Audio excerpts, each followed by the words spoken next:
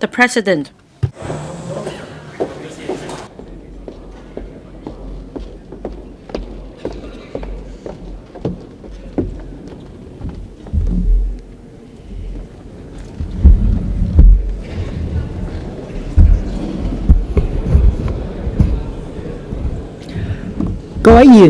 Members, good morning.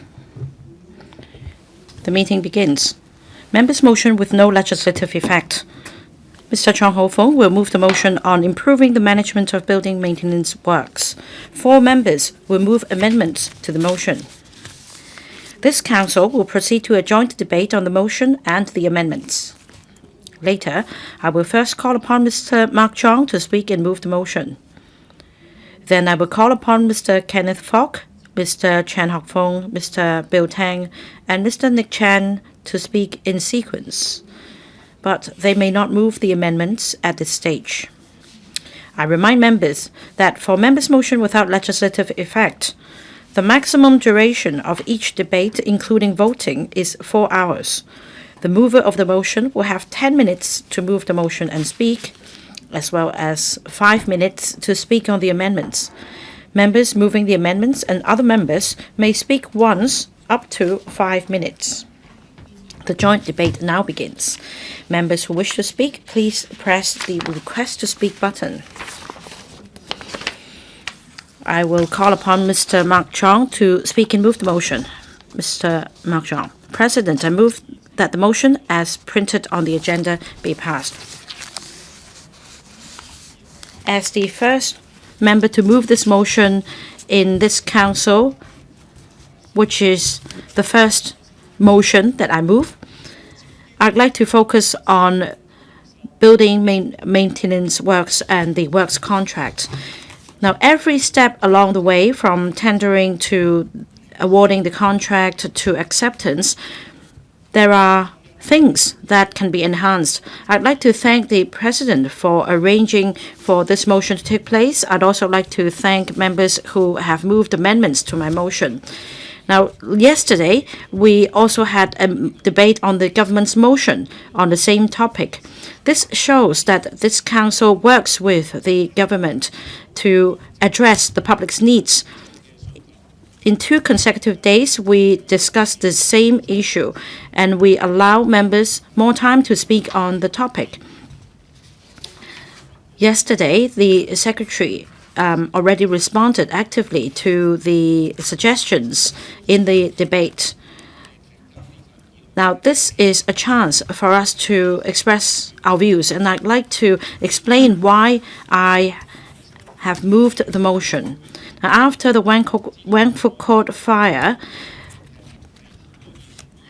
the public have expressed concerns about building maintenance projects, and that if something goes wrong, it could lead to dire and catastrophic consequences. That is why I am fulfilling my promise. The first motion that I move today is one about this topic, so that other members can join me in discussing this matter of top priority. Now, building maintenance is a long-standing, big and difficult issue which has plagued Hong Kong for over a decade. And I'm one of the average Joes who would just sign off the proxy instrument for somebody to vote on my behalf, because I do have a busy schedule. Very often, people just sign this instrument without having much knowledge. Nobody will call you and follow up on the matter. Nobody ever tells you how the proxy voted. And that is the cause of a spate of bid-rigging incidents. I hope that the government will get property management companies involved so that all proxy instruments can only be signed upon the witnessing of the staff of property management companies. And we should also have another gatekeeper to verify the authenticity of the proxy votes. This is my request for the government. We should all work together as residents of housing estates to take part in building management affairs. Now, the first point in my motion is that we should work closely with professionals As the matter currently stands, there are areas that have become loopholes for the unscrupulous elements to practice bid rigging. We need to rectify the mistakes. For example, engineering consultants play a very important role in the process. For example, the consultant is responsible for preparing tender documents, assessing tenders, supervising the works of contractors after having engaged them, checking their progress, and accepting the finished product in the end.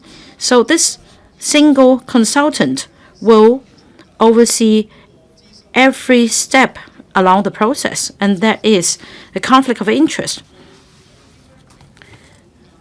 This creates room for, or creates a hotbed for bid rigging.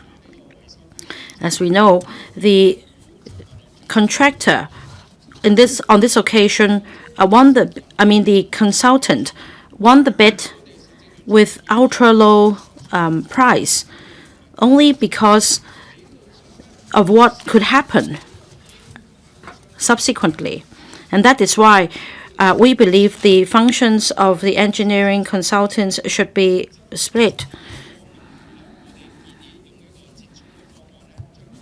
Our suggestion is to divide this matter into at least 2 steps. For site investigation, tendering, and tender assessment, we can engage 1 consultant. And then for work supervision, checking of materials, and acceptance, we can engage another consultant. In fact, the government yesterday responded to our request. Not only would checks be conducted, the government would also get involved. The second problem is that the contractor would divide the contract into smaller ones. There would be multiple layers of subcontracting, and that aggrieved owners will have little bargaining power.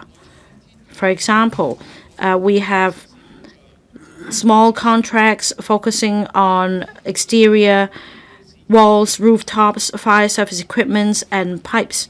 Now, the third point is this.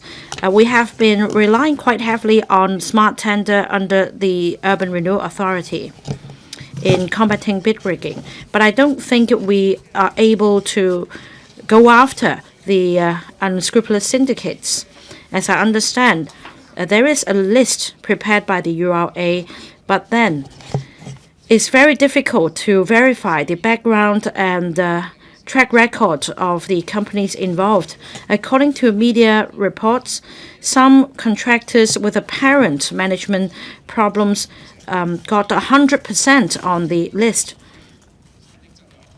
And the assessment is based on the mechanism.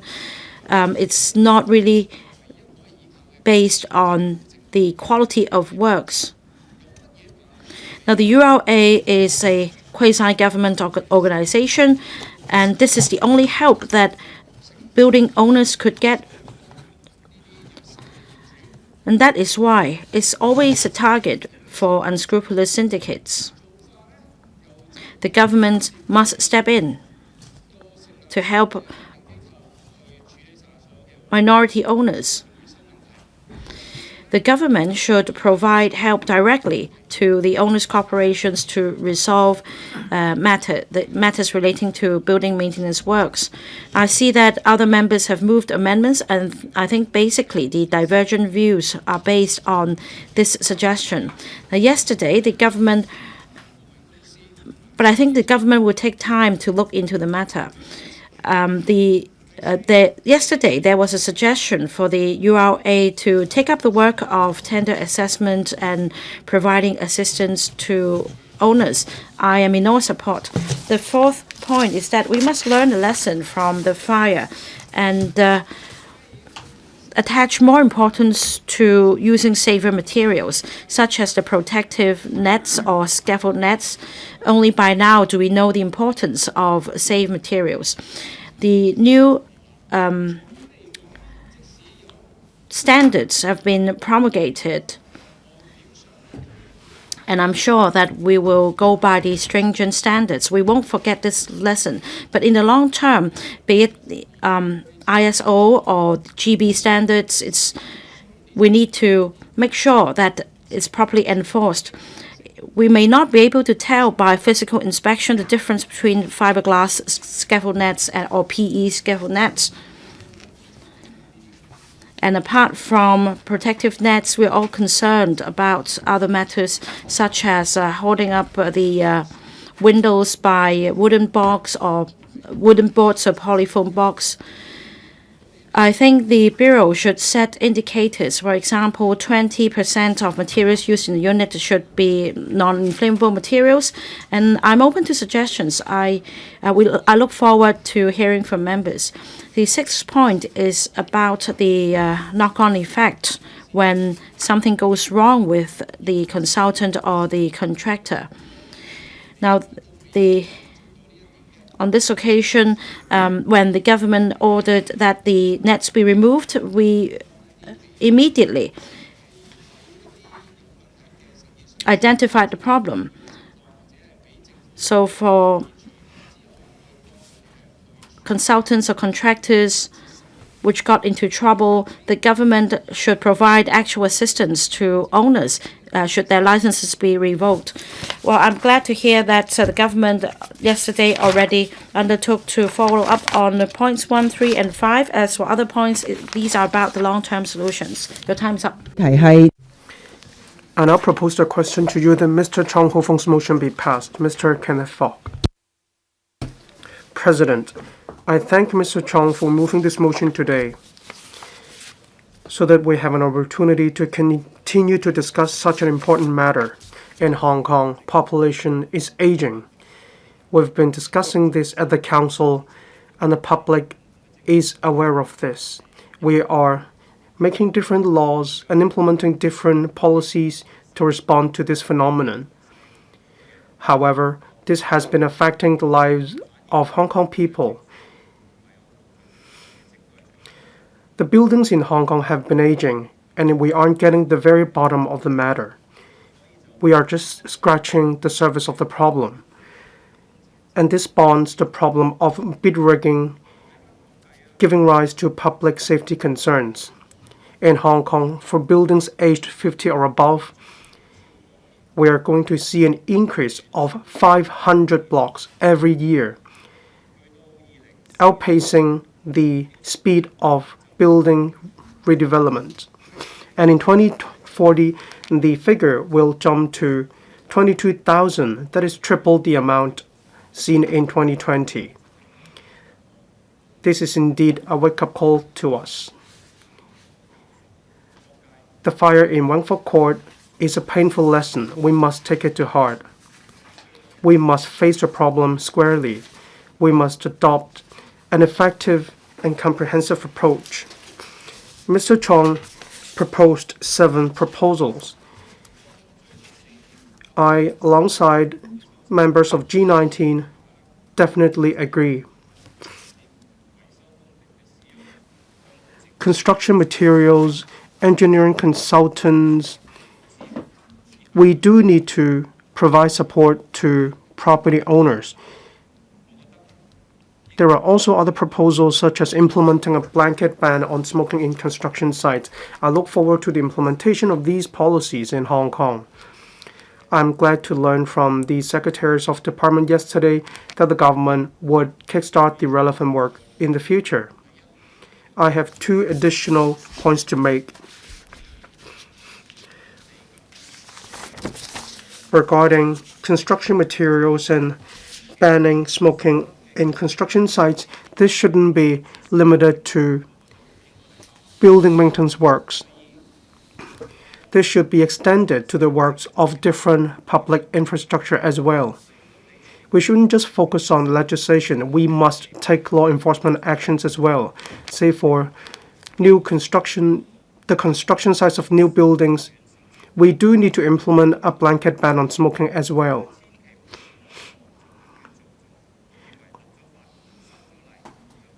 We must walk the talk. We must take law enforcement action after making legislation. We must consider law enforcement action support and ancillary measures. President, these are exactly the main points why I moved my amendments.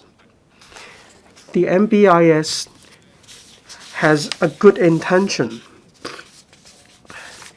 When issues are identified, then minority owners need to work on it. And if there is a shortage of fund, the government can provide fund to help you with it. However, the administration shouldn't assume all property owners have the capability and knowledge in relation to building maintenance.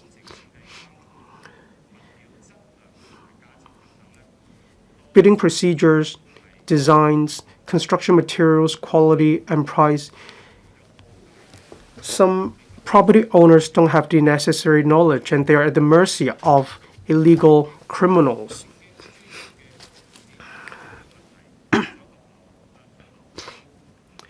However, there are a lot of engineering companies that obey the law. They do not want to collude with those breaking the law. This would result in a situation in which the illegal actually can make money. Yesterday, the Secretary of Departments talked about smart tender and the URA. The functions of the URA will be enhanced, and there will also be an enhanced smart tender. It shows that the administration has a great sense of responsibility. The success lies in the implementation of these policies, and we will definitely work with the administration in this regard. I also submit, I hope members will support my amendment. Thank you. Mr. CHAN Hok-fung. Thank you, President. I thank Mr. Chong for moving this motion on improving the management of building maintenance works. I believe all of us are clear that the government has given the responsibility of building maintenance to owners. Indeed, this is their responsibility as the properties belong to them. However, when it comes to complicated and more difficult construction works, is it true that all minority owners have the capability to handle these works? In the past, the government trusted the market. After all these years, the market was shown to be ineffective. The government needed to step in. Mr. Andrew Lam yesterday said that the government should step in, but how?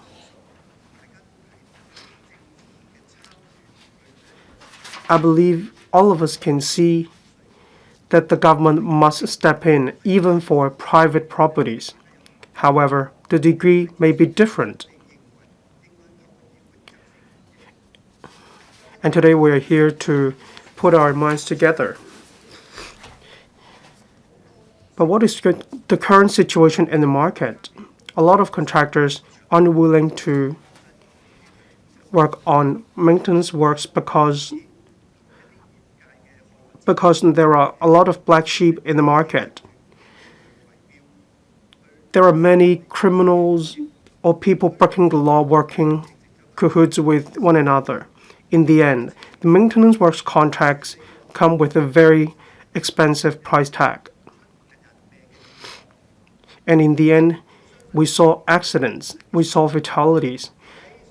Therefore, the government must step in. In the previous term of the government, in the panel on development, I already said that the government should take part in default works.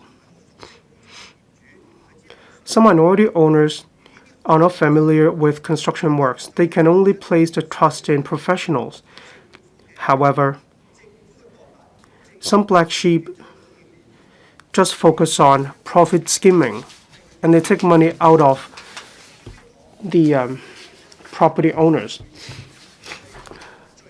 There should be a background check and a vetting check for smart tender.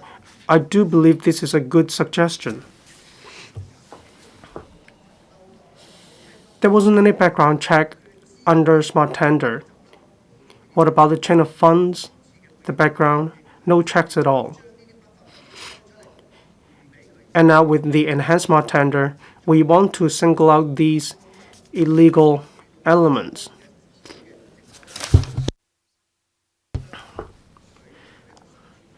We want to give a breathing space for compliant contractors. When most compliant contractors are willing to take part, then members of the public will have choices. Only then will price drop. This is exactly how we can make the market effective again.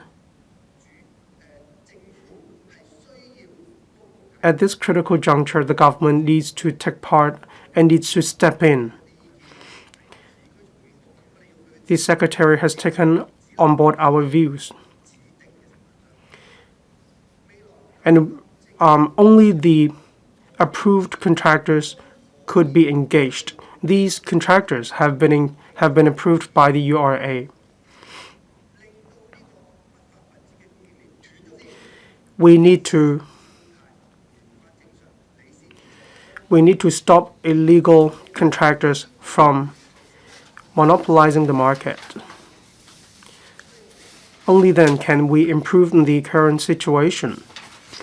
I hope that my amendments will gain your support, and I have to declare I am a non-executive director of the URA. Thank you, President. Mr. Bill Tang. Thank you, President. I thank Mr. Chong for moving this motion in a timely manner. In the wake of the Wangful Court fire, building maintenance works concern minority owners, but they are actually an important issue as well. We need to carry out reforms to safeguard the safety of the public. Otherwise, the foundations of a safe community will be rocked.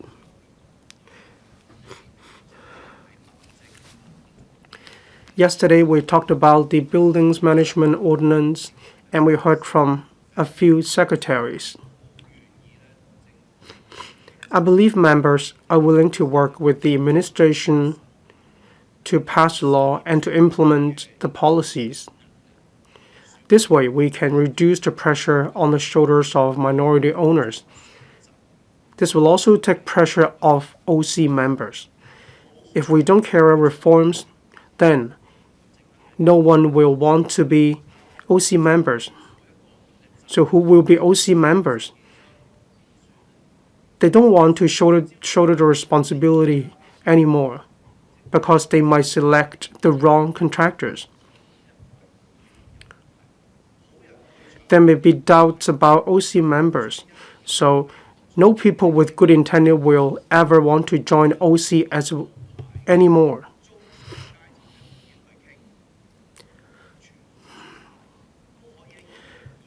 I talked to an OC of a long-established estate. They are very well educated, but all of a sudden, some car owners suddenly became members of the OC, and then immediately afterwards, there were building maintenance works.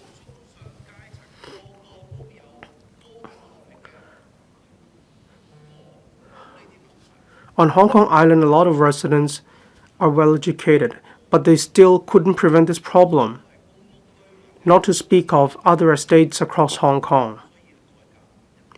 That's why we must carry out reforms.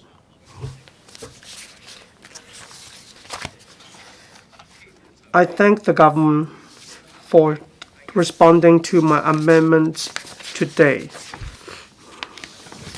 The government should take the lead. We need to reform smart tender.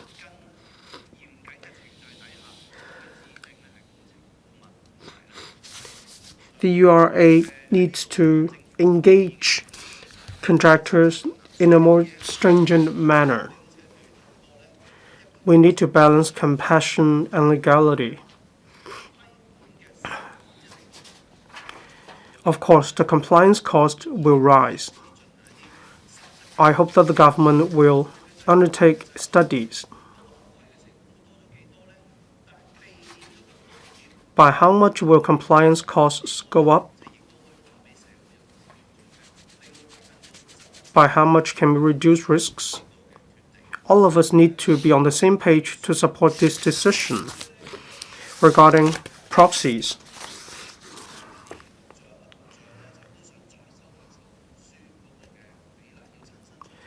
We talked about varying the ratio of proxies in OC general meetings. It is quite difficult to convene an OC general meeting. That's why we chose to steer the middle course. For large-scale maintenance works, owners will take part in it because the works will total around $50,000 or even $100,000. The OC needs to make sure all property owners are in the know and they will attend OC general meetings. So even with proxies, representatives can only join the meeting. They cannot vote. When matters are about voting of large-scale maintenance works, only property owners can cast their vote.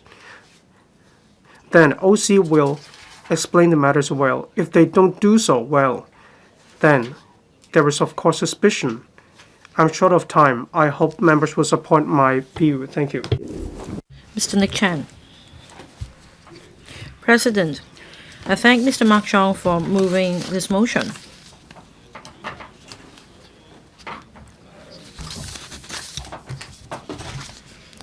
The Wangford Court fire has sparked public concern on building maintenance, especially the maintenance of aged buildings. The government motion discussion that took place yesterday resulted in a consensus in this council and that the government will continue to take forward a reform. We understand that Hong Kong has an aging building stock and building maintenance is a problem that troubles not only individual buildings but the whole of Hong Kong. Now, in principle, I support Mr. Zhong's motion, but I do have some unique views on certain matters, having discussed with my fellow members of the Liberal Party, and that is why I have moved this amendment. Now, the government motion yesterday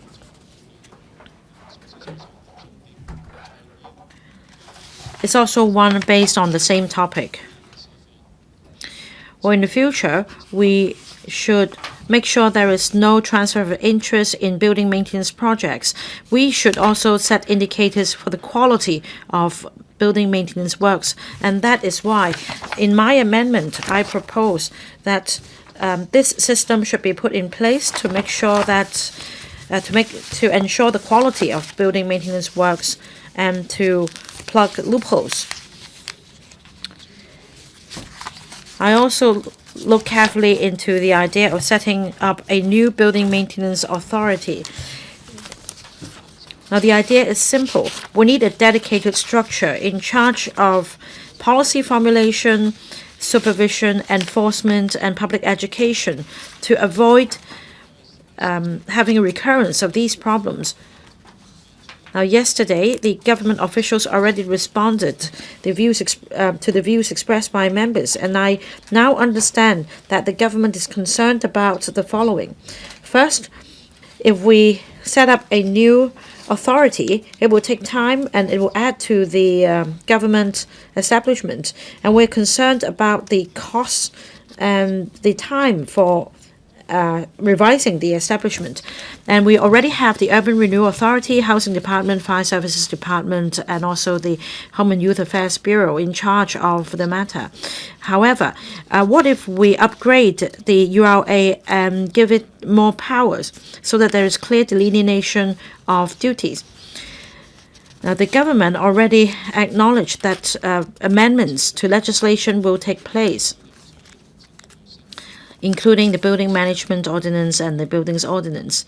Now, I think at this stage, therefore, there is no need to establish a new building maintenance authority. We can enhance the functions of existing government departments and the URA so that there is greater accountability.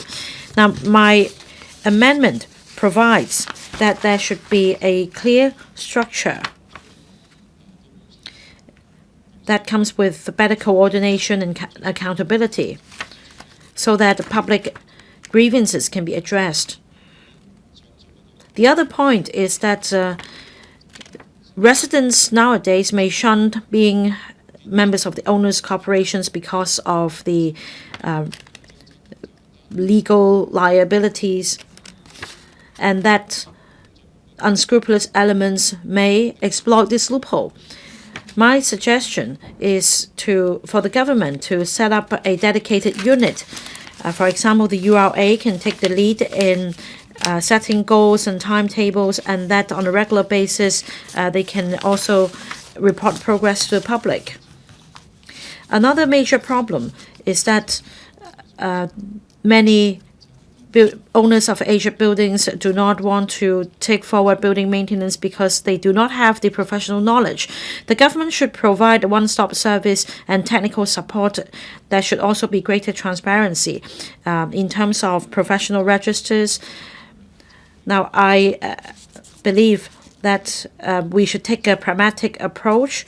I hope that we can all chip in enhancing the system for building maintenance works, supervision. We need clearer delineation of responsibilities, effective enforcement to create a safer living environment. I urge members to support the amendment.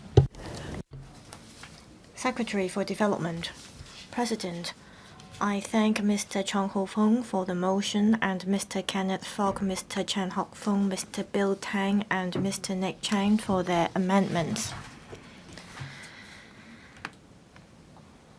Following the debate yesterday, we have this discussion today. I find this very meaningful. This is because yesterday we raised issues about building maintenance and building management, and today we have a chance to have a more detailed discussion. The aging of buildings in Hong Kong is a serious issue.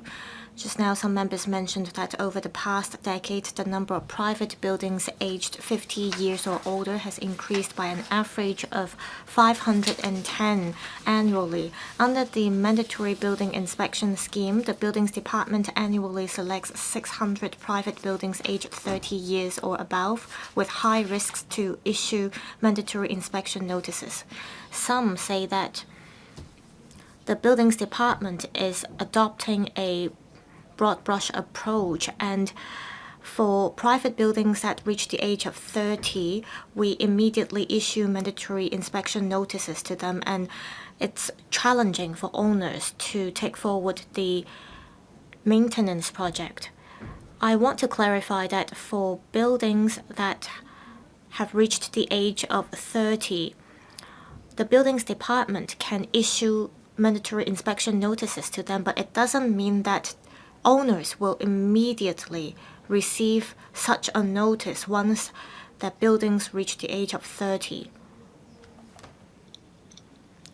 For buildings aged 30 years or above, there are over 20,000 of them. However, so far only 9,000 of them have received the inspection notices, and among them, about 70% of them only received the inspection notices when they reached the age of 50.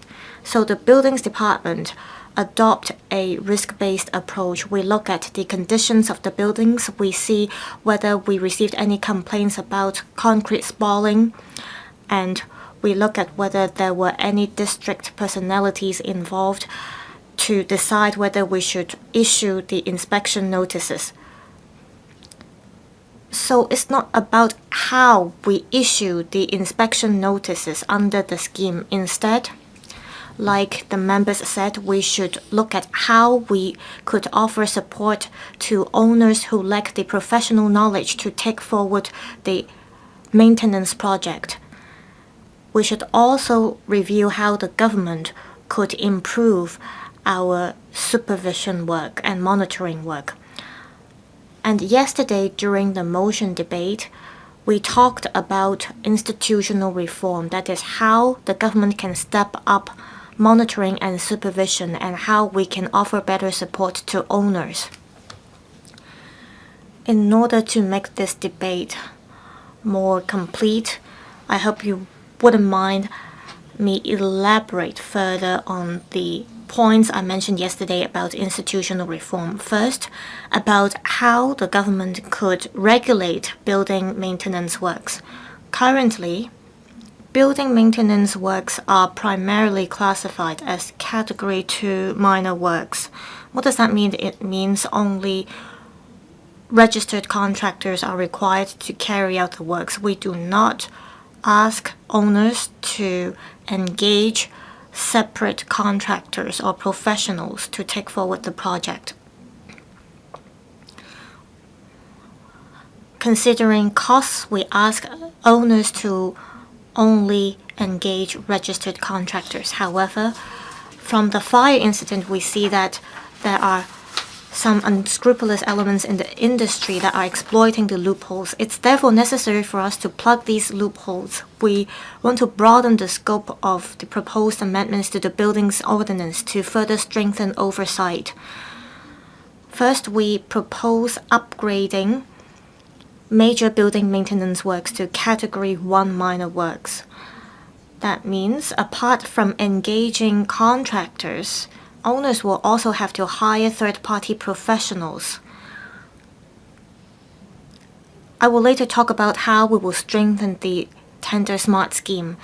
This third-party professional will have to be separate from the contractor engaged. This third-party professional will have to submit proposals to the Buildings Department so that the Buildings Department can supervise the works as well. Also, the professional will have to submit a supervision plan specifying site supervision, staffing, and arrangements. So after we have upgraded the works to Category 1 minor works, there will be an independent professional helping to supervise the works. The Buildings Department will also be responsible for stepping up its work. It will abide by a risk-based approach to step up law enforcement and inspections. If it is found that the relevant regulations are not complied with, there will be penalties. Also, we will empower the Buildings Department to specify in legislation the methods and procedures for building maintenance. For example, this will include regulations on scaffold spacing. The guidelines concerning fire safety will be included into the amended legislation as well. For example, fire doors will have to be properly closed, and we impose these restrictions because we want to ensure speedy prosecution. We will also tighten the registration and disciplinary systems for registered contractors. We will not only look at the performance of the registered contractors. If it is found that they had a criminal background, we might take this into consideration when considering whether to include them into the register. Currently, the Buildings Department, based on the codes of practice and operational guidelines, ask contractors or supervisors to look at the standards of the construction materials. The standards are currently promulgated administratively, so we will codify the safety standards for designated materials. Once we detect any unqualified materials, we will institute prosecution speedily and impose penalties. We will review different kinds of construction materials, and this will not only apply to building maintenance works but all construction works. However, there are many kinds of construction materials, so we must review the materials in phases. In terms of supporting owners, corporations, and owners, I'm happy that we've got the public support. The public supports the stepping up of the role of the URA, and we will launch a strengthened version of the Tender Smart scheme. The URA will come up with a more rigorous pre-approved list. We will look at the criminal or disciplinary records of contractors. We'll also do a background check on contractors.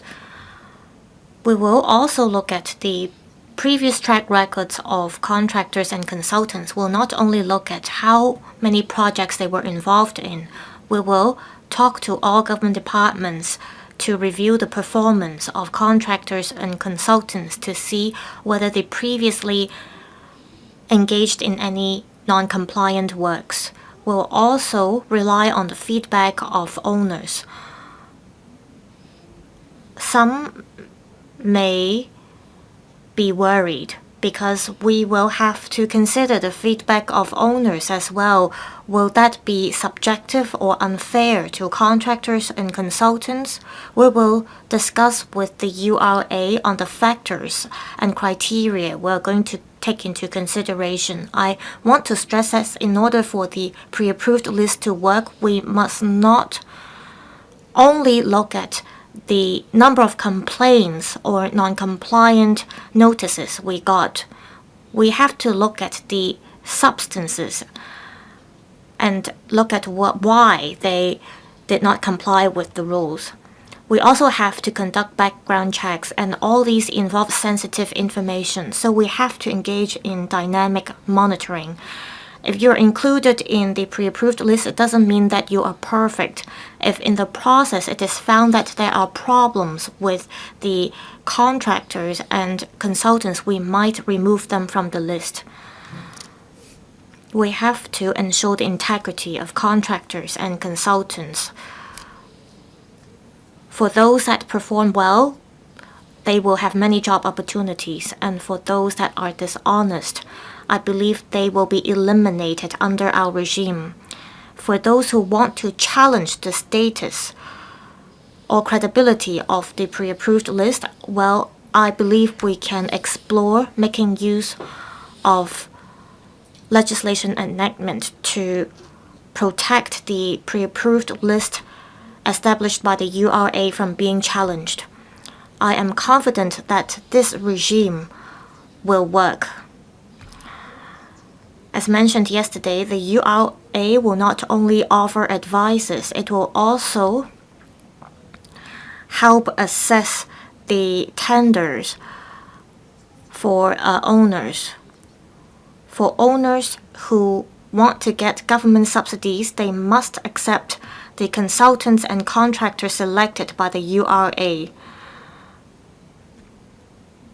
For those who are not asking for government funding, the URA will also provide advice to the owners on which consultant and contractor they should select.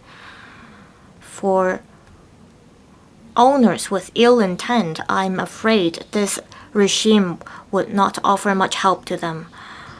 For buildings that are undergoing maintenance works, well, the government has a role to play as well. If the consultant or the contractor says they want to quit in the middle of the project, or they have to increase the price, well, the URA will play a role in offering advices to owners concerned. With the enhanced functions of the URA, we believe that there will be a reduced opportunity for contractors and owners to collude with each other. And we will be able to together promote good practices with contractors. So during the next half of this year, we will submit draft proposals for legislative amendments. As for the strengthening of the function of the Tender Smart Scheme, we believe we can achieve that through administrative measures. We can already implement that now. Some say that we have to establish an independent building maintenance authority. We will, in this regard, listen to more people's views. We hope to consider carefully what this authority will do. If it is expected that the authority should help owners without professional knowledge to supervise the maintenance works, well, this authority will have to engage a lot of professionals itself to follow up on the cases.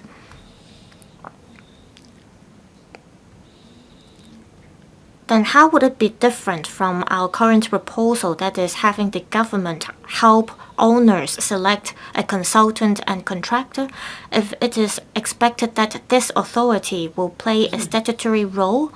Well, currently it is the buildings department that is responsible for execution, and will there be redundancy or duplication of responsibilities?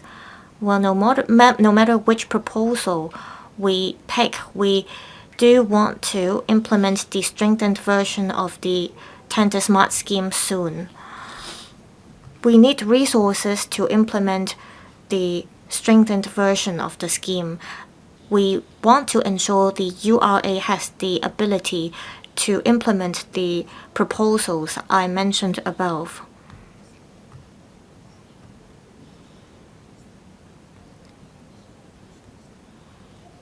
Building maintenance and building management are interconnected. We have to rely on everybody's effort in order to take forward the reform.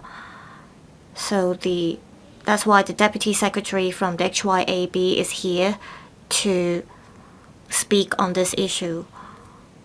We have to work together to bring actual support and help to owners.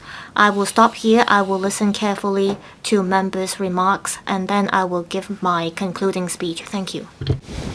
Mr. Ronald Chan. President, I thank Mr. Mark Zhong for moving the motion and 4 other members for their amendments. The aging of the building stock relates to the safe living environment of many. It also directly impacts on the city's safety and overall image. Whilst we go after the unscrupulous elements, we should also look squarely into the matter of building maintenance, especially the plight faced by minority owners. The government is going to strengthen the role of guidance and monitoring in taking forward building maintenance, and that the government will be the gatekeeper, and it will work hand in hand with owners. On this basis, there will be a series of reforms. The government has introduced a mandatory building inspection scheme. For buildings over 30 years of age, they will be subject to inspection once every 10 years to make sure that the buildings are safe. However, when it comes to actual enforcement, many owners have busy schedules. They may not have the professional knowledge or energy to supervise the works, and that is why it becomes a hotbed for bid rigging. Not many owners would be willing to take part in the monitoring of the process. Now, as pointed out by fellow members today and in yesterday's debate, we do not have any legislation in Hong Kong targeting bid rigging.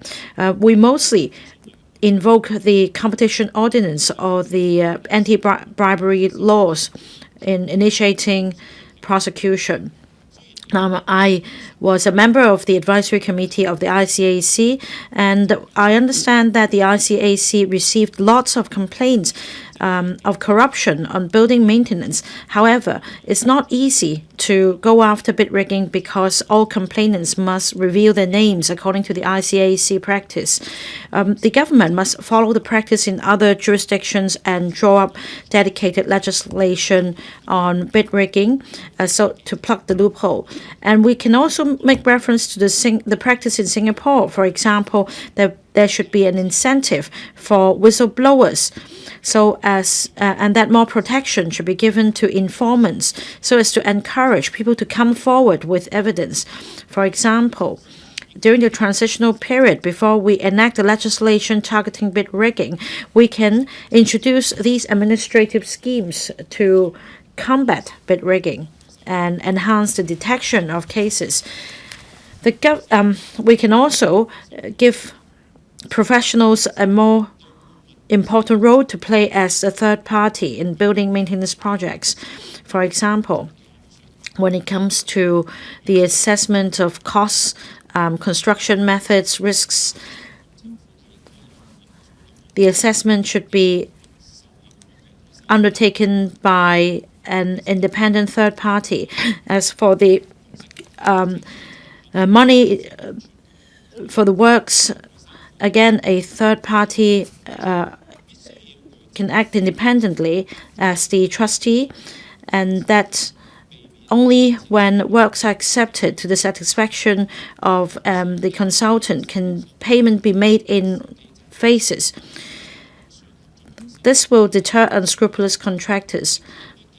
The government should set up an e-platform for rating the performance of contractors, and that they can be assessed according to the performance, and upon conclusion of building maintenance works, property owners can give a score to individual contractors on the basis of the works quality, the quotations, etc. And that information on this platform should be made transparent. This can help encourage people to monitor the contractors. Well, I think that we still have a long way to go to completing the reforms, but we need to start now. The government should set up a pragmatic mechanism as quickly as possible to reassure members of the public and to ensure the quality of building maintenance works. I so submit. Mr. Kenneth Lau. President, the Wentworth Court fire in Tai Po has exposed the loophole in general building maintenance in Hong Kong. Property owners do not have professional knowledge. They rely on engineering consultants in supervising the works of contractors. Now, these building projects involve huge sums and interests. There have always been accusations of collusion, price jacking, and falsification of reports. We have different government departments, but there is a lack of coordination. We must improve things. As of last year, we have 20,000 buildings in Hong Kong over 30 years of age. In the coming 10 years, over 7,700 private buildings would reach the threshold of mandatory building inspection. So I agree that the government should take up a greater role, and the URA's function should be enhanced, and that the URA should prepare pre-approved lists of engineering consultants and contractors. There should also be random inspection when works are in progress to prevent tragedies like Wentworth Court fire from happening again. We should plug the loophole to prevent transfer of interest. We should enhance the smart tenders function. My suggestion is this: if the contract sum reaches a certain amount, regardless of whether there is any government subsidy, we should mandate property management companies and property owners to use URA's smart tender service in engaging engineering consultant. There should also be independent professionals appointed in the assessment process to combat bid rigging. There should also be a background check of the consultants and contractors on the list. We can have a full view of the legal challenges and financial positions of these companies, as well as their track record, to avoid conflict of interest and the closure of business of the companies. My suggestion is for the URA to engage surveyors, accountants, or engineers on behalf of property owners so that the tenders can be analyzed by professionals in a neutral and an impartial manner. Now, at the moment, the focus is on the tendering process, and that is why towards the later stage, during work supervision, there could be loopholes for the unscrupulous to exploit, including the use of non-compliant materials. Now, the URA's role should not be limited to assistance in the tendering process. The URA should also be responsible for monitoring the quality of works. A dedicated team should be set up under URA to conduct regular site inspection and a checking of works records so that matters can be rectified once if problems are identified. Now, building maintenance involves various aspects such as fire safety, structural safety. The Labor Department, Buildings Department, and the Fire Services Department, etc., should set up an interdepartmental coordination mechanism to jointly supervise the works in terms of safety and use of materials, and the government can therefore has full grasp of the progress of works and the risks. Now, what is exposed in this fire is that owners' corporations do not have the capability of coping with the various problems. Other government departments, such as the Home Affairs Department and other public organizations, should step in when necessary to ensure building safety. And we should also plug the loophole of proxy votes being manipulated. The government should amend legislation to make sure that only relatives living together can grant the proxy. While building maintenance relates to people's lives and properties, the government should enhance the functions of URA to avoid recurrence of the Wangford Court fire. Your time is up. Mr. Lam Chun Sing. Thank you, President. I thank Mr. Mark Chong for the motion. Building maintenance is a long-standing issue for owners. While the Smart Tender Scheme is in place to help minority owners, it cannot ensure the quality of contractors and consultants' works. Our party received complaints from local residents and some consultancy firms because of their failures fail to submit fire safety plans to the FSD, and the entire project has to be delayed. And local residents lost confidence in this kind of companies. I looked at the database, and according to the record, at least 3 of the contractors registered are suspected of using forged certificates for scaffolding nets, and one of the company is suspected of using styrofoam to seal windows during the works project, and one company on the list is prosecuted because one shareholder is involved in a corruption case. And of course, the contractor involved in the Wangford Court project is on the list as well. So I support the idea of rolling out a strengthened version of the Smart Tender Scheme. A pre-approved list can ensure the quality of the contractors and consultants on the list. Background checks should be done to make sure that there are no disputes on labor issues for these companies, and the URA will in future help select contractors and consultants for owners who lack the professional knowledge. Currently, the government and the URA are still exploring the details of implementing the strengthened version. It takes time for them to roll out an updated pre-approved list. It is hoped that during this interim period, the government will adopt a lenient approach in issuing building inspection notices. If both owners' corporations and owners are willing to take up the responsibility to take forward the building maintenance projects, could the government give them more time to take forward the project so that they could make use of the pre-approved list? Also, in setting up the scoring criteria for contractors and consultants, the URA will have to be careful. Otherwise, the winning bidders may not be able to comply with the standards. I also suggest that the number of members who have to vote in person and OC general meetings will have to be raised.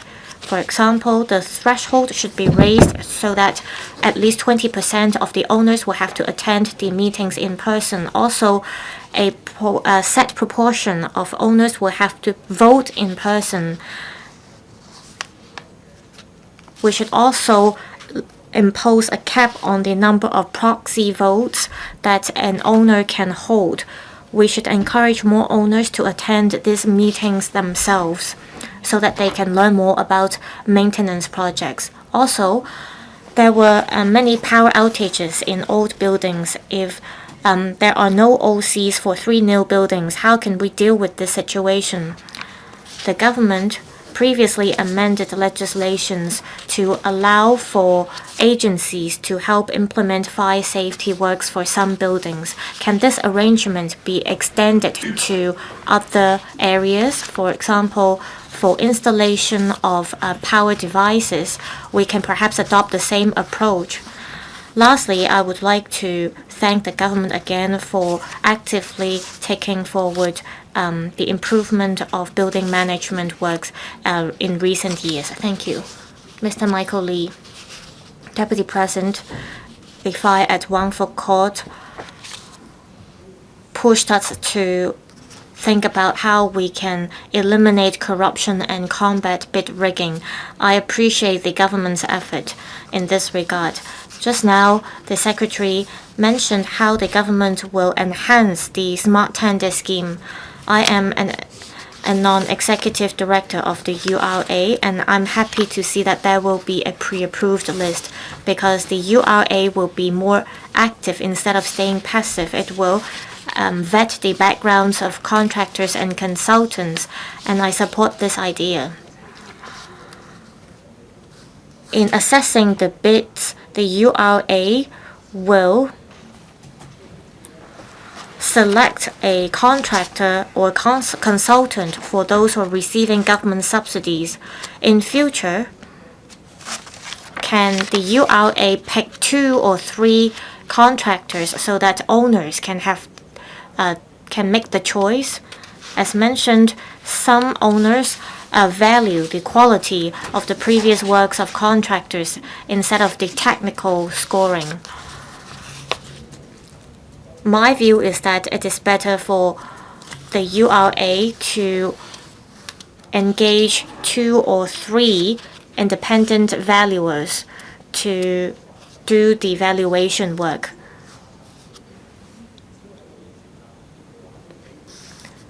Then the owners can pick from the contractors or consultants that offer a reasonable price so that they won't have to pay too much over the market price. The URA is a self-financing body. So who will shoulder the cost of the URA? Should the taxpayers shoulder the cost or the owners themselves? I hope the Secretary could elaborate this in the future. On Mr. Chong's motion, well, I agree on points 1, 3, 4, 5, 6, and 7. On point 2, Mr. Chong said different contractors should be engaged to undertake works to enhance owners' bargaining power. Well, this is a good idea. By splitting the building maintenance works contracts, we can procure the services from different parties. For OCs or owners that lack the professional knowledge, this is a concern for them because they do not have the knowledge to engage so many different contractors. Will this become a pressure for them? Also, when the maintenance works are being carried out, will the owners end up becoming the coordinator themselves? For example, on managing the project, on deciding which area is a public area, on deciding how to inspect the works. Well, I think there are pros and cons to having a principal contractor and subcontractor and having different contractors to undertake the works. So in the future, we have to pay more attention to the tender documents. We have to tell the public, the authority, and the owners what contractors are involved and what the staffing arrangement is.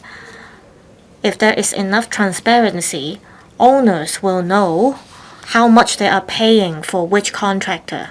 Lastly, I would like to commend the government for upgrading the maintenance works from Category 2 to Category 1 minor works. That means professionals will have to be engaged to undertake this kind of works. If we ask the URA's project manager to supervise the works, or if we ask an officer to help inspect or help carry out the acceptance of the works, it will make the owners more confident, I believe.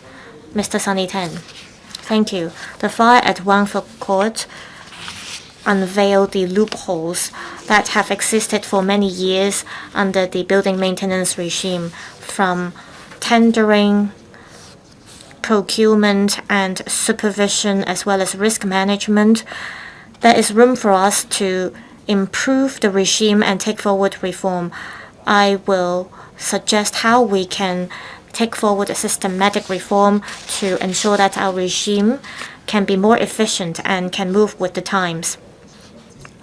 On plugging loopholes, I support the ideas raised by the Development Bureau. That includes in reforming the smart tender scheme as well as supporting the owners. I suggest that in the long run, the government should make better use of the smart tender scheme.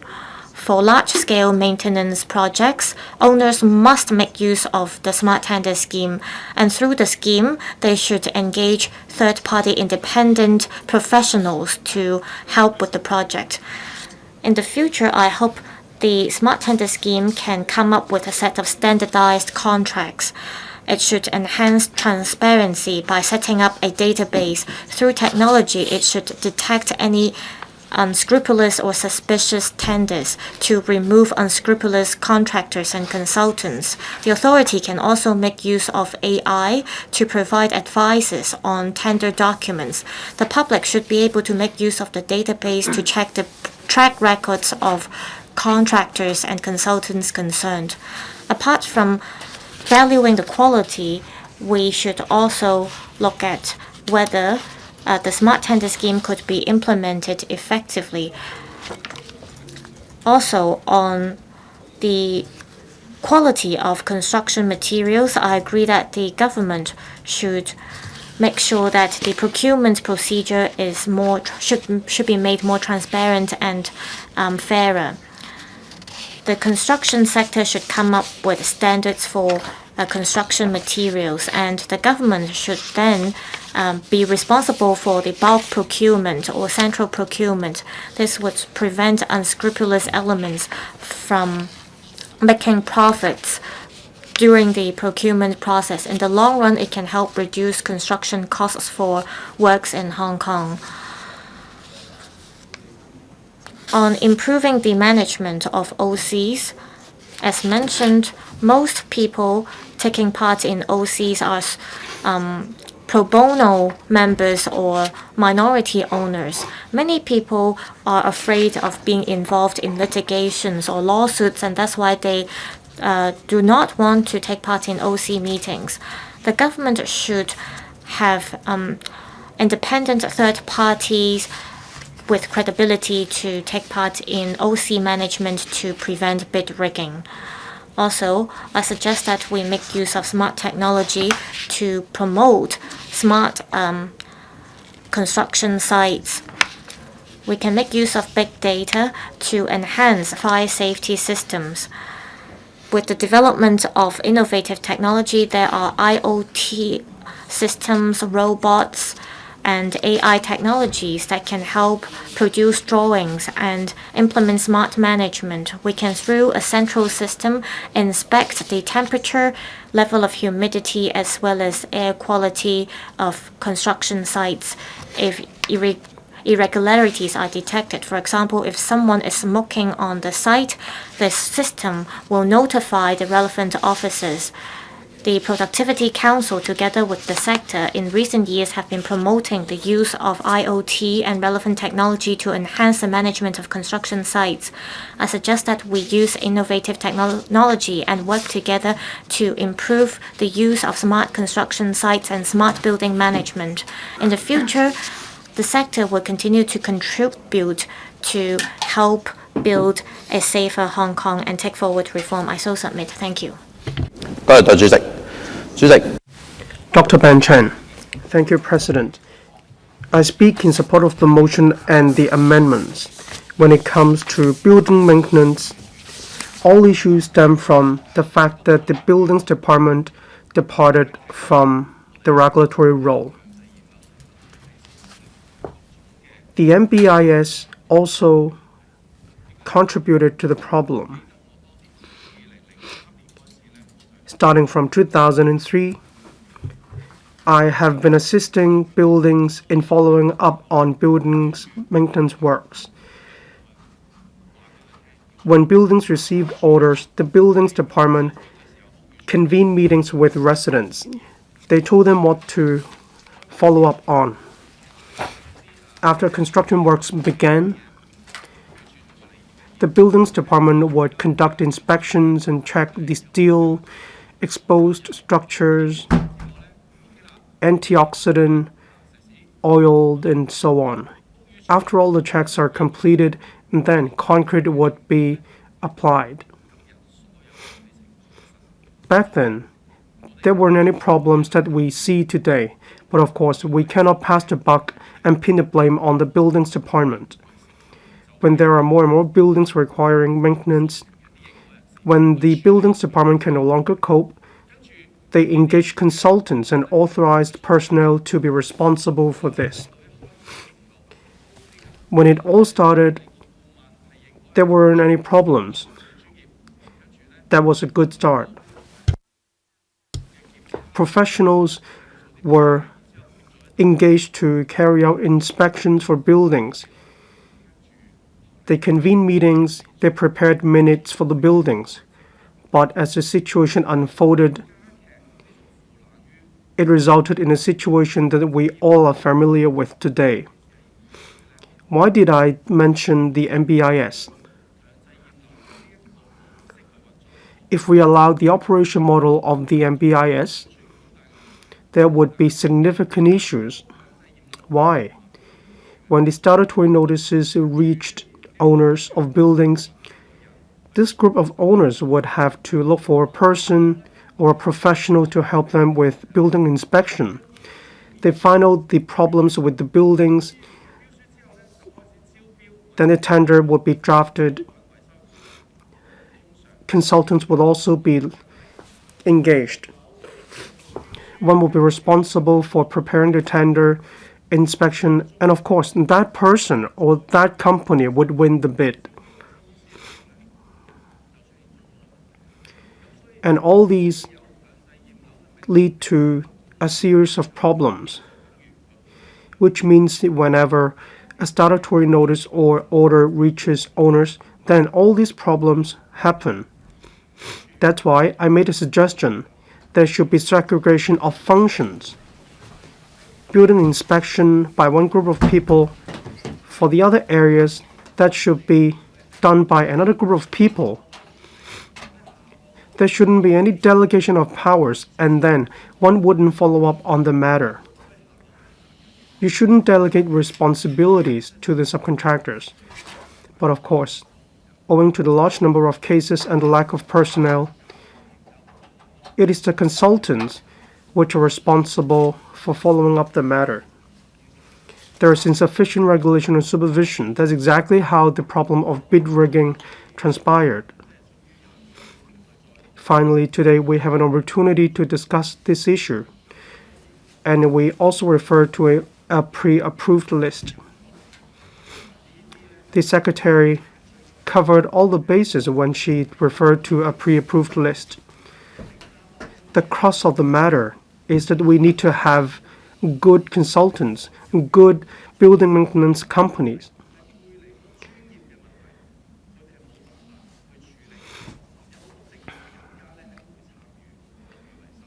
Well, some owners weren't willing to take part in building maintenance because of a wide range of different reasons.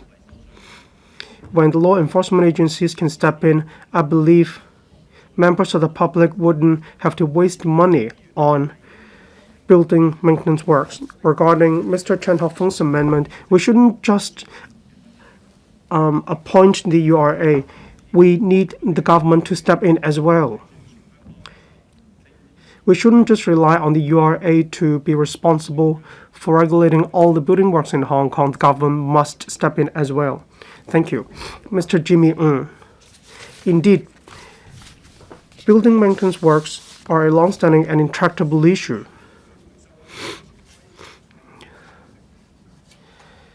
The scale of building maintenance works could be significant, hence the high costs. It is very difficult to choose one contractor, but we cannot avoid this long-standing problem, as at the end of last year, in Hong Kong, for buildings aged 30 years or above, there were over 21,000 in Hong Kong, accounting for about 80% of all buildings in Hong Kong. For those aged 50 years old or above, there were a total of 13,000 buildings in Hong Kong. You can easily see one when you go out in the street. There are different problems that could be time-ticking bombs, such as loosened window frames and so on. Starting from 2012, there were mandatory inspections of buildings. For the buildings aged 10 years or above, there needs to be a mandatory inspection. This is a well-intended scheme, but it also gives rise to different issues. Some issues even hit the headlines. All these could be boiled down to the fact that there is a lack of regulation and supervision. I'd like to focus on eradicating bid rigging. There are many complaints surrounding building maintenance works, with bid rigging being the focus. The process is rigged by proxy votes. This affects the interest and benefits of property owners, but it also directly endangers the safety of construction works. From 2024, a total of 4 citywide operations have been conducted. 2 were conducted together with the ICAC. Some bid rigging syndicates were cracked. But to eradicate this problem, we must enlist the participation of the Competition Commission. Its function needs to be enhanced. The prosecution threshold is quite high when it comes to bid rigging. I suggest that the relevant legislation be amended in order to enhance deterrence effect. First of all, we need to enhance the function of smart tender. Yesterday, the Chief Secretary for Administration talked about enhancing the function of smart tender. The URA will invite tenders and assess tenders for the public, and afterwards, property owners will be consulted. The BPA agrees with this. Of course, for contractors with a lot of negative ratings, they should be taken off the list. I propose amending the Buildings Management Ordinance as soon as possible. We need to give regulatory functions to OCs. Some minority owners do not have any bargaining power, and we do need to step in to help. The final say is still on OCs and property owners. When it comes to construction sites, of course, we need to make sure compliant construction materials are used, and we also need to make sure all construction sites impose a complete smoking ban. With technological advancements, there are new construction materials, and the administration needs to keep updating the safety standards of these materials. The Fire Safety Department also needs to step up inspections to ensure fire safety. Professionals should also use technology to supervise construction works. I so submit. Thank you, President. Dr. Johnny Ng. I thank Mr. Mark Chong for moving this motion so that we have an opportunity to discuss this matter of great concern to members of the public in Hong Kong. There's a problem of aging buildings in Hong Kong. Just now the Secretary mentioned there are a total of 9,000 buildings that are aged 50 or over.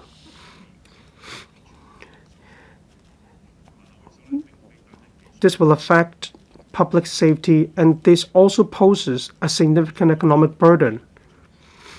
This problem has been plaguing Hong Kong. It affects Hong Kong on different fronts. The 1 Court fire is a wake-up call. We need to implement systemic reforms. I support this motion and I hope that it will be passed. First of all, I'd like to talk about bid rigging. Some construction works come with a price tag of hundreds of millions dollars. Some property owners said that they have doubts about the construction works project costs. There is information asymmetry, and not all property owners have the necessary knowledge. This shows that we need a better mechanism to protect the interests and rights of property owners. The mechanism needs to be enhanced. I'd also like to talk about the unbundling of contracts.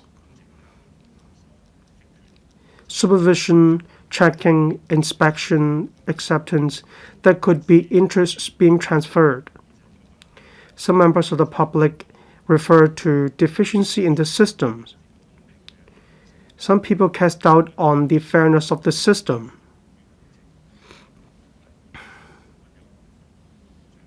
If we can have different subcontractors and clerk of works involved, then we may reduce the likelihood of contractors working in collusion with one another.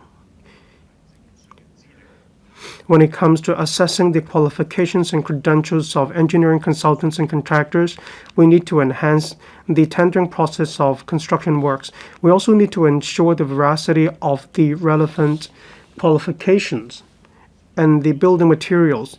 We can draw reference from the practice used by the Housing Society.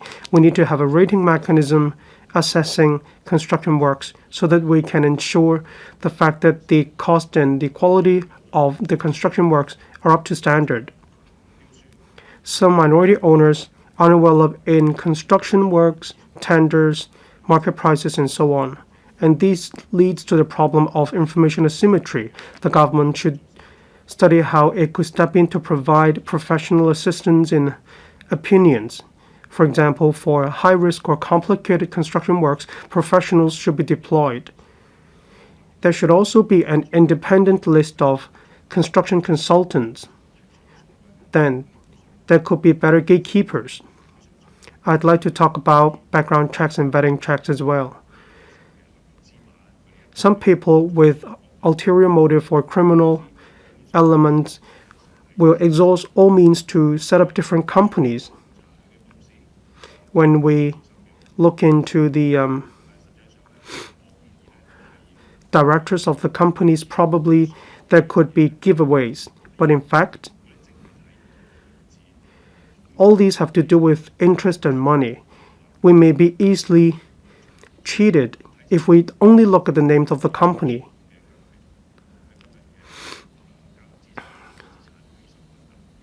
The development of crypto assets is very fast. Some criminal elements use crypto assets to circumvent inspection and background checks. That's why we need to solicit the help of tech experts, and we also need to use AI and big data to carry out inspections. We need to make sure independence.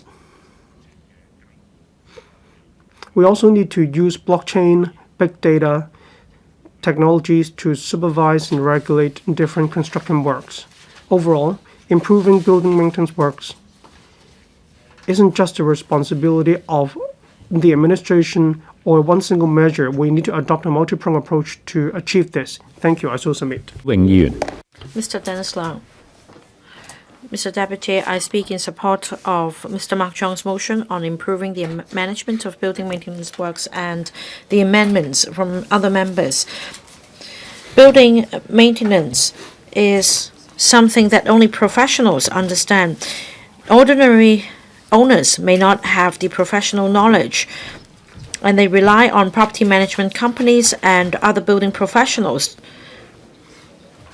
They ensure structural safety and normal functioning of the installations and facilities.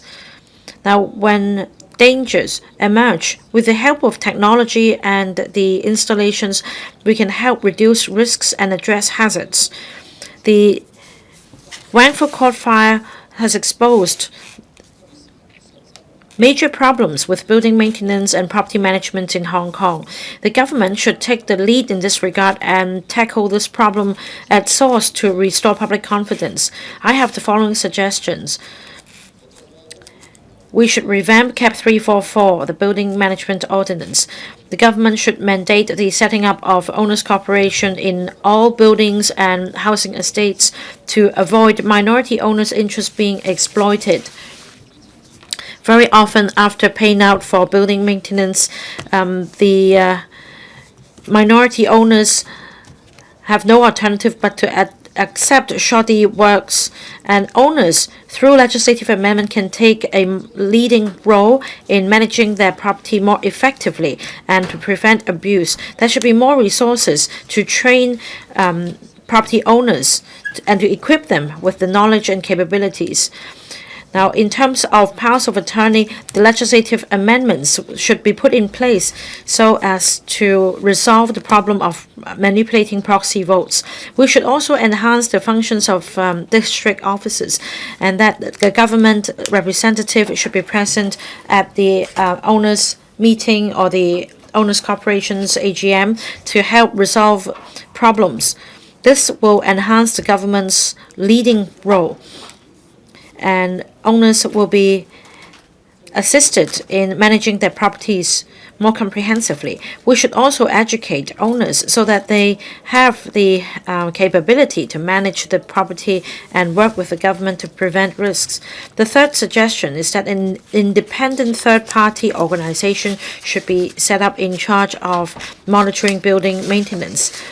Now, this organization should be responsible for registration, supervision, and the drawing up of indicators. The reference indicators can provide the necessary reference price for construction works, including details such as labor costs, material costs, to prevent minority owners from being exploited.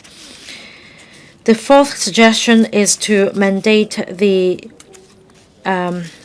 participating contractors to declare their interests. All companies and individuals involved should declare their ties and interests for government to closely monitor the situation and prevent bid rigging. The fifth suggestion is to improve the subcontracting arrangement. Now, works have become costly, mostly because of the layering of subcontracting, and that this is the cost of the escalating cost of works. The government should draw up legislation having regard to the practice in the mainland, and that the participating contractor should do their math on the basis of the service costs as well as incentives, covering the cost of materials and the wages of their laborers. The sixth suggestion is to set up a new management mechanism. Legislation should be enacted stipulating the functions and roles of different parties so as to protect the interests of minority owners. I so submit. Mr. Adrian Ho, thank you. Deputy President, I speak in support of Mr. Mark Zhong's motion on improving the management of building maintenance works. Building renovation is a necessity in Hong Kong. We have many buildings which are aged. The exterior walls are dilapidated. There are also structural safety problems. Things are getting worse. The Wangfu Court fire reminds us that if we don't plug the loophole in the system, we will not only just suffer pecuniary losses, our lives will be at stake. Bid rigging in building maintenance projects has been prevalent over the years. It's not a one-off incident. It's something systematic. The ICAC and the Competition Commission in the past exposed a number of bid rigging scandals in building maintenance projects. However, they are not able to stem out the problem. It shows that there is room for improvement of the existing system.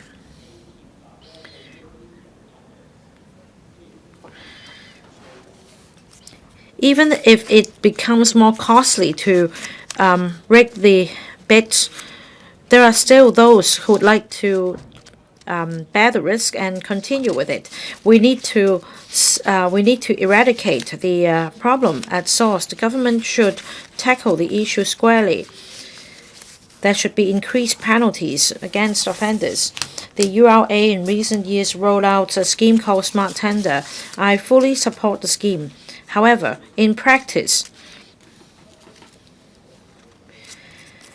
it's apparent that a single platform is not sufficient in curbing bid rigging. And according to media reports, some syndicates are now aware of how the platform operates. The syndicates would arrange for intermediaries to coordinate the bidding prices so as to manipulate the outcome. So this platform does not provide full protection. Another problem with the existing system is that owners' corporations bear the major responsibility. However, we must not forget that these owners' corporations comprise ordinary property owners who are not equipped with professional knowledge in works tendering, fire prevention, etc. And it's unfair and non-pragmatic for property owners without professional knowledge to assess the return tenders. We need to provide more protection to property owners. So I think the next step of reform is to revamp Smart Tender so that apart from being a platform, the system will be given more power as a gatekeeper. Now, the first step is that instead of allowing participants to use the platform voluntarily, we should mandate its usage and prevent any circumvention of the process. And we can also put in place safeguards against bid rigging on the platform. We can make use of AI to analyze the bids so that AI can help identify high-risk cases for government departments to step in early. My third point is that this platform should be combined with the efforts of government departments in assessing the works records of contractors, consultants, as well as their credit ratings, so that with this proper background check, we can provide more information for reference to property owners as they make informed choices. Building safety relates to people's safety. We need to protect lives, and we need to plug the loophole in the system. And that is why I support this motion. I hope that the government will be more proactive in taking responsibility in tackling bid rigging and plugging loopholes. Mr. Peter Show. Deputy President, I declare that I'm also in the business of construction materials. In recent years, many friends have told me that property owners now shun the responsibility of being owners' corporation members, especially in the face of building renovation projects. Now, usually, owners have this mindset. They pay management fees and they may travel elsewhere. They may not have time to take up the role as a member of the owners' corporation. They just want to make sure that the lifts function well and that somebody would clear the garbage. But when it comes to requiring each household to pay $200,000 or $300,000 for building renovation, people will be alarmed. Otherwise, property owners don't usually get involved in building renovation. Even if you put up notices in the lobby, people may not be aware of what's happening. But if you tell them that they will need to pay $200,000 to $300,000 each for building maintenance, that they will definitely be alarmed. They would want to find out what is going on, and therefore, the Home and Youth Affairs Bureau should come up with a mechanism to make sure that property owners are informed of the progress. And about the estimated payment per household, I just now heard from Secretary Ms. Lin that something will be done, and that we can see if the URA's system works. But what is important is that you need to tell people in advance how much they're going to pay for building maintenance, and that will attract more owners to get involved. Now, we always talk about bid rigging, but the major problem is that most of the people in Hong Kong don't really know how much they should pay. Say, if you go to a restaurant, if you order a dish, you know how much this restaurant will charge. There is an average price. And if you go for a fine dining, you need to pay for 10 times the price for the same dish, and people are still willing to pay for it. So for building maintenance, we have different standards. Some may go for safety, some may go for the aesthetics, and that is the crux of the matter. We need to combat bid rigging by telling people how much something costs. We need to make people understand, for example, exterior wall tiling, plumbing, waterproofing works on rooftops, maintenance of lifts, etc., and installation of fire hose. You need to come up with a schedule of how much each item costs. Now, I understand the URA has a building maintenance center. It provides reference prices. Let me show you. Say, for exterior wall repair per item, it ranges from $400 to $1,000 per square meter.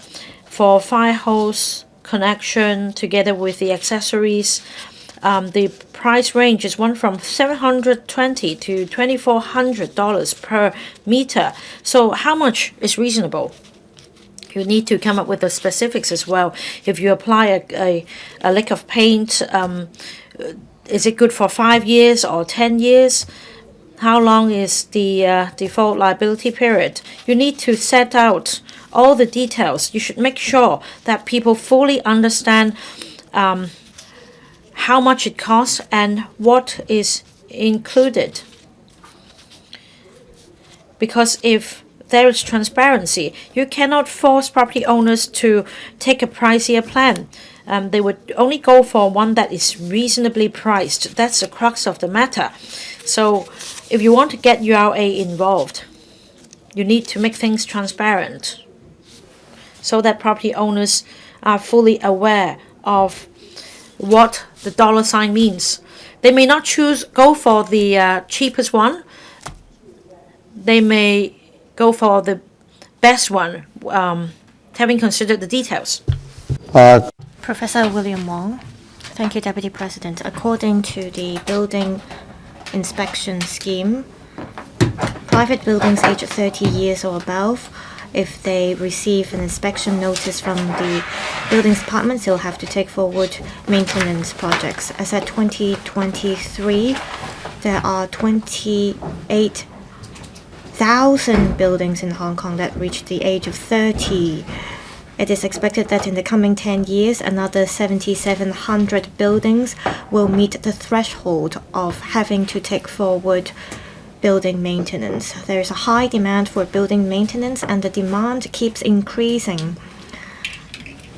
Project supervision and quality will directly affect people's lives. The fire at Wang Fuk Court exposes the loopholes in the building maintenance regime in Hong Kong. For example, there are contractors who use unqualified materials and scaffolding nets that are not fire resistant. There were fire safety systems that were switched off prior to the fire.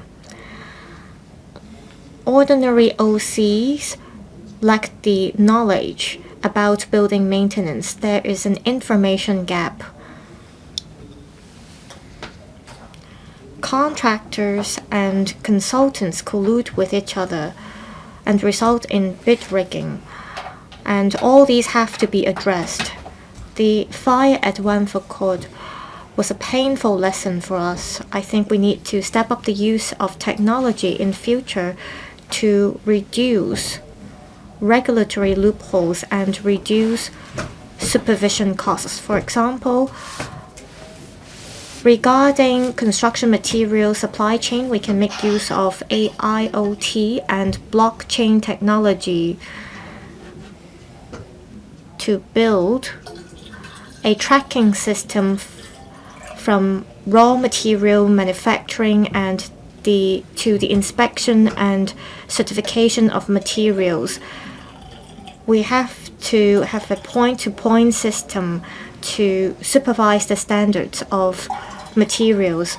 Also, we can build a system to predict risks and accidents. We should collect data on building maintenance. Through AI, we can conduct risk assessment so that when government departments conduct inspections, they can easily detect high-risk areas and projects and check effectively whether a project complies with standards. The government can offer advice on areas that require improvement. As for the smart tender scheme, the government yesterday proposed strengthening the pre-approved list system to step up background checks on contractors and consultants. However, to address the issue of information asymmetry, the government can step up collection of data. With AI technology, the government could, for example, consolidate the non-compliance records of registers and consultants and relevant shareholders, past records on voting by OCs, as well as pricing information. Through AI analysis, we can detect suspicious tender documents to reduce bid rigging. Through AI, OCs can make use of the computer system to look for more objective data about pricing. Through the strengthened version of the smart tender scheme and the use of AI, we can enhance the regulatory capacity of government departments. It could also help government speed up the approval process and provide more comprehensive and objective information to owners and OCs. I so submit I support the motion and all the amendments. Mr. Chris Yip, Deputy President, according to government statistics, as at the end of 2023, there are over 28,000 buildings that reach the threshold under the building inspection scheme. I represent Cheung Kwan O, and 16% of the buildings reach the threshold. In Ma On Shan, there are many buildings that reach the age of 30 as well. I serve the Yau Chin Mong District Council, and 80% of the buildings there reach the age of 30 as well. The aging of building is getting more serious in Hong Kong, and there will be an increasing demand for building maintenance services. However, there are many loopholes in our tendering system, and this has become a lucrative business for the unscrupulous elements. That's why we see bid rigging everywhere. I appreciate Mr. Chong for moving the motion so that we can all pick our brains on this issue. Back in 1993, the government rolled out Cap 344, the Buildings Management Ordinance, to support minority owners of private buildings to run their owners' corporations and manage properties as well as maintenance matters. Over the past 30 years, the government has been improving the legislation to help private building owners manage their buildings and properties. However, owners' corporations and owners often lack the knowledge to oversee building management matters or carry out maintenance projects.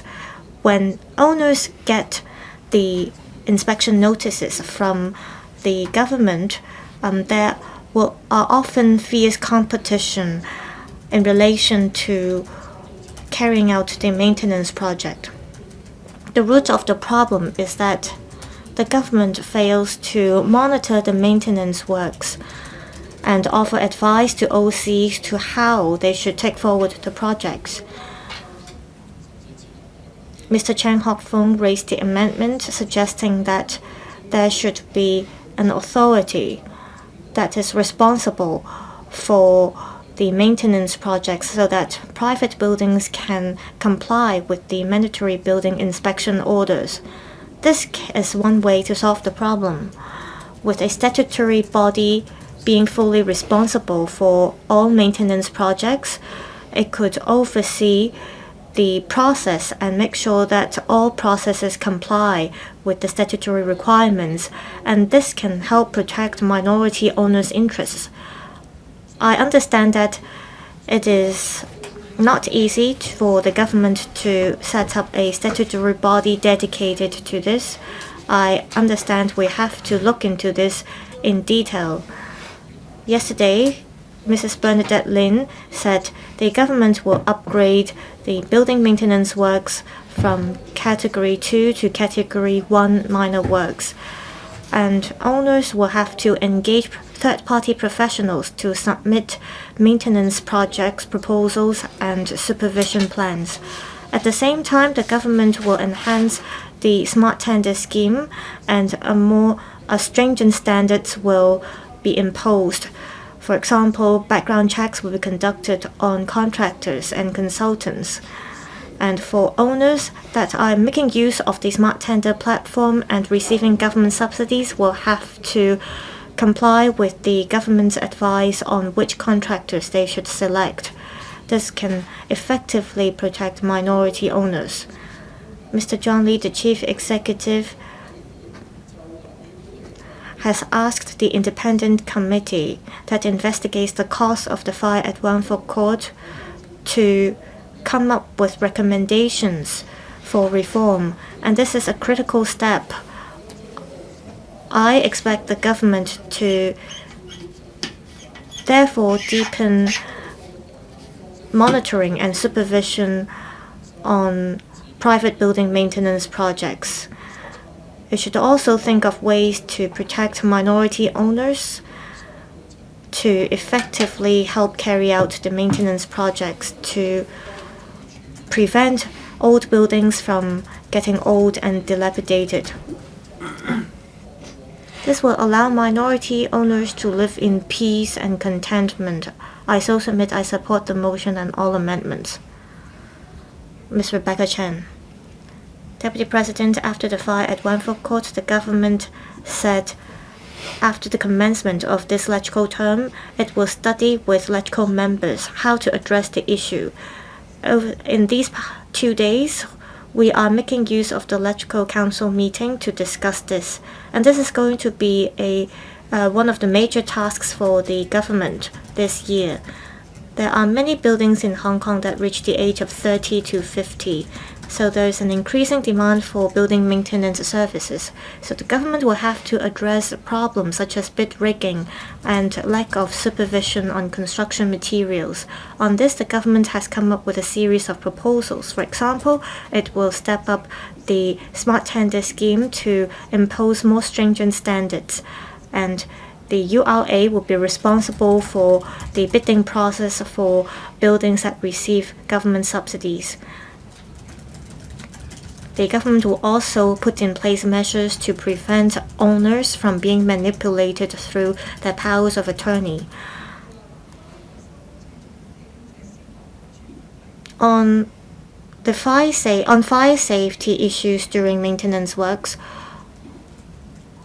as far as we understand, the fire alarm systems did not go off during the Wangfukot fire in all 7 blocks, and all windows were sealed by styrofoam, and the escape routes were also modified, and therefore a lot of smoke got into the buildings, and therefore the fire escape route failed to meet the standards.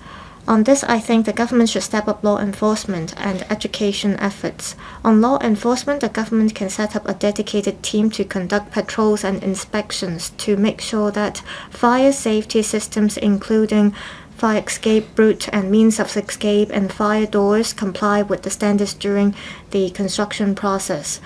Also, the fire engineering system were rolled out last year. So will there be more fire officers who will be available to conduct patrols after the launch of the fire engineering scheme?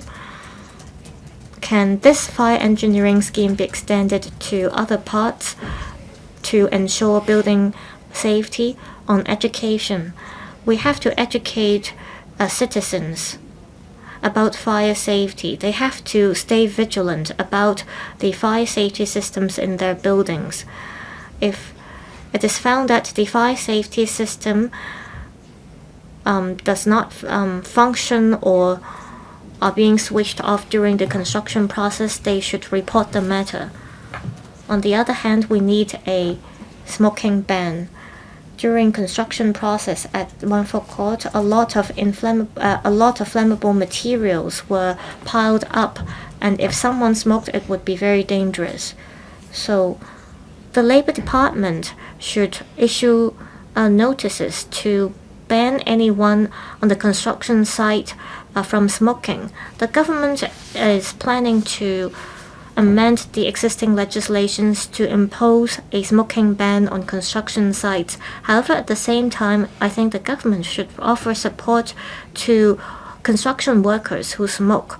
I think the government should not simply impose penalties to prevent people from smoking.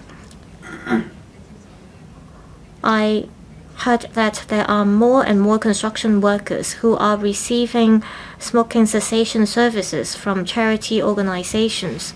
Can the government step up collaboration with welfare organizations on rolling out smoke cessation services?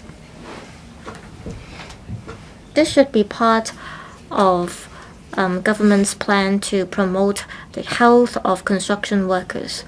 The government should also promote information about nicotine and making use of gum to help construction workers quit smoking. The fire at Wangfukot is not just a tragedy. It is also a grave lesson for us to learn, to remind us of the importance of ensuring fire safety. It takes time for us to heal our wounds, as well as to reform the existing system. All citizens should be made responsible and should be aware of this in order to prevent such a tragedy. Thank you. Ms. Maggie Chan. Thank you, President. I speak in support of the motion moved by Mr. Mark Chong and all amendments. The Wangfukot fire exposed the lack of transparency of the bidding process. There's the issue of bid rigging, and minority owners lacked the professional knowledge. Proxy votes were abused. We need to improve the system from the perspective of law as well as system. We need to dismantle the barrier of vested interest. Yesterday the government touched on a series of law reforms, and I'd like to focus on building maintenance work system. The engineering consultant used to rely on the percentage of the total expenditure of contractor, whereas contractors are responsible for construction, purchase, and so on. In the downstream, the project cost is increased at the stage of purchasing. So the project cost in the tender process is low. However, when it comes to construction per se, construction works carry a hefty price tag. Minority owners are at the mercy of these unscrupulous criminals. I agree with the splitting of the functions of engineering consultants and work supervision and contractors.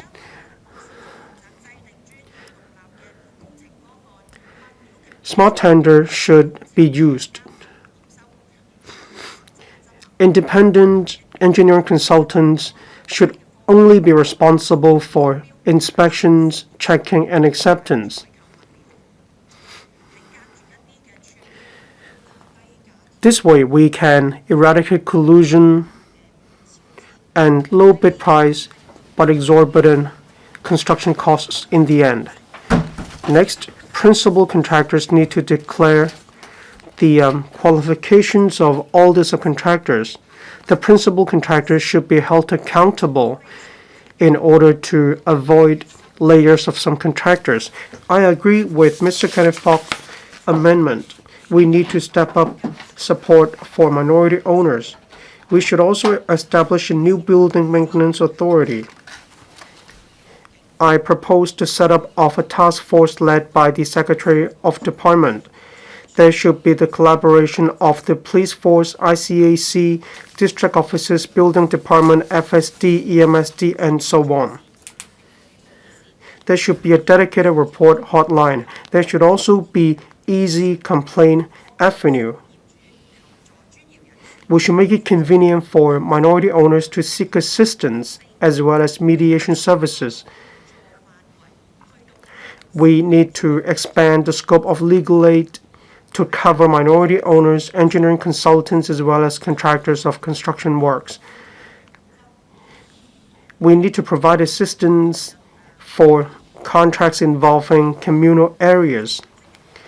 Yesterday, the administration touched on smart tender. I suggest improving the building management platform of district offices. Fees should be low. There should also be open and transparent procedures. The tender results should be published for the public. This will enhance the transparency of the bids, and this will also ensure the due diligence of bidders. We need to impose a cap on proxy votes. We need to prevent one person from monopolizing the entire process. There should also be regulations in relation to OC general meetings. I support the implementation of a total ban on smoking in construction sites. I support the motion, and I also support all amendments. Thank you. Mr. Rock Chan. Thank you, President. The Wangfo Court fire reminded us once again of the importance of building safety. It affects not just the public, but it may cost lives. That's why I am glad to see that the administration worked on different perspectives. I'm glad to see the new mindset of the government. However, when it comes to implementation details, I have a few suggestions to make in order that the policies can be implemented in a down-to-earth manner. At present, it relies on private certification and diligence of the private sector. There's a lack of supervision by the government. In order to plug the regulatory loopholes, I suggest, as for large-scale building maintenance works, authorized personnel should be assuming the role of clerk of works or project supervisors. This should be done through smart tender of the URA. Project supervisors or clerk of works should help with e-bidding of the project, monitoring construction materials, process, and so on. We need to make sure all these comply with the law. This will greatly enhance the quality of building maintenance works as well as their transparency. The Buildings Department is compiling a new code of practice as a result of the fire. All protective nets need to be checked, and they could only be used when they pass the requirements. There will also be blitz operations for surprise checks of the nets. I'm all out for this suggestion. With the support of the government, we will make sure construction materials of uneven quality will not be conflated. In Hong Kong, there are a total of 28,000 buildings aged 30 years or above. Every year, the Buildings Department selects about 600 buildings for inspection. At present, a total of 7,000 buildings have received statutory notices, but at present, 60% of the buildings have not yet completed the relevant procedures. We are lagging behind. If the threshold remains the same, that is 30 years old, the backlog of the buildings that remain unchecked will only continue. I suggest in a short period of time, we need to focus on higher risk buildings. In the long run, we need to relax the threshold in order to cover even more buildings. For those buildings which have not complied with the statutory notices, we need to update the list in order to target really high-risk buildings. We also need to step up law enforcement actions. That's exactly how we can enhance the effectiveness of safeguarding the safety of large-scale maintenance works. A lot of OC members take part in the meetings on a voluntary basis. They lack the necessary professional knowledge. That's exactly why there are loopholes. Property management companies, by contrast, have a better understanding of construction maintenance costs, contract clauses, and so on. I suggest property management companies be given more authority. Construction materials, purchase of materials, technical feasibility, the property management company should be given more authority to provide opinions, whereas the final say still rests with the OC. In addition, we need to enhance the regulation of construction maintenance works by the district officers. We need to make sure OCs will receive legal assistance whenever it is called for. In my opinion, owners should take part in OC meetings in person. I appeal to the government to step up publicity to encourage owners to join the meetings in person. Whenever they have any questions, they should raise them in no time. That is exactly how they can protect their own interests and rights. I support the motion and all amendments. Mr. Chen Hok-fung, thank you, President. Building maintenance is a complicated issue. It covers a lot of areas. The Taipei fire exposed many different issues ranging from building maintenance, project supervision, and so on. That's why we had a government motion debate yesterday. In 2012, the government implemented the MBIS, requiring all buildings aged 30 years old or above to conduct an inspection every 10 years. For single block buildings or a large estate, the maintenance costs may be as many as millions of dollars or even tens of millions of dollars. As in these construction works involve technical details, it is easy for criminals to engage in bid rigging. From 2018 to 2022, the ICAC received a total of 31 complaints about bid rigging of maintenance works. However, there was only one conviction. The modus operandi of bid rigging is evolving. We need to combat this situation. We need to prevent bid rigging.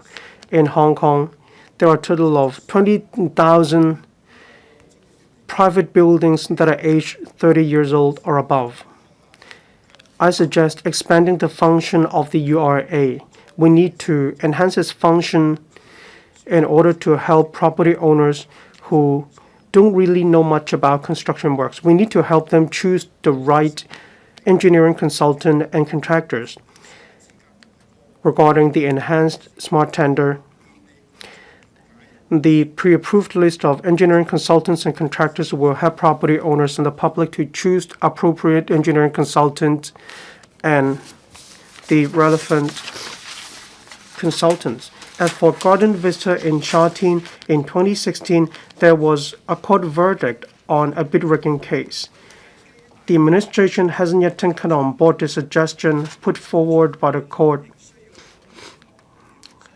We need to consider establishing the Building Maintenance Authority to handle building maintenance works in a better way. This will prevent the problem of a lack of resources of the URA. Then we can cope with the even more maintenance works in the future when it comes to buildings. We need to see whether the functions of the URA will cover policy formulation, implementation, supervision, promotion. We need to take a close look at the functions of this. Regarding the splitting of the functions of engineering consultants and contractors,